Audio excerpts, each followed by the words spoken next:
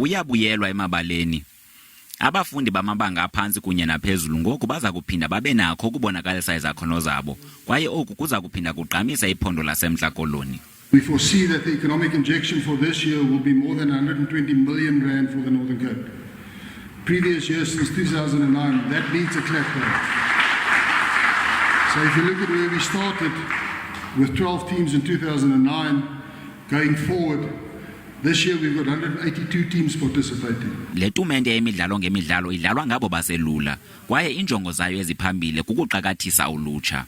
I think ultimately it is our intention and our ambition to support our communities to ensure that there's sustainable value in whatever we create.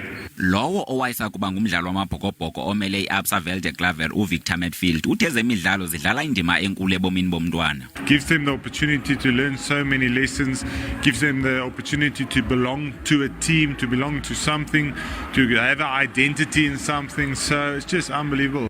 Olisekela mqeqeshi kwiSpar Proteas nomele iWildeklawer uDumisani Chauke uthi umdlalo omnyazi kumele udlale indima enkulu ebomini bomntwana oyintombazana.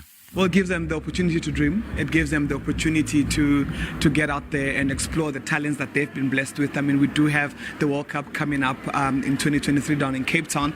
Before that, we actually have the Commonwealth Games happening now in July. So it gives them an opportunity to watch netball on TV, see the superstars, and be able to come back onto the court and dream big.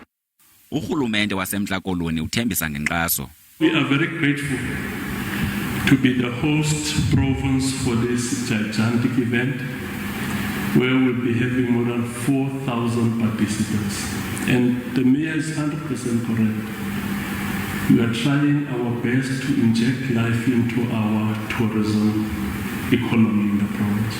Le tumente iza kuqala ngomhla wama-24 kuApril iqukunjelwe ngomhla wesi-2 kuMeyi walo nyaka.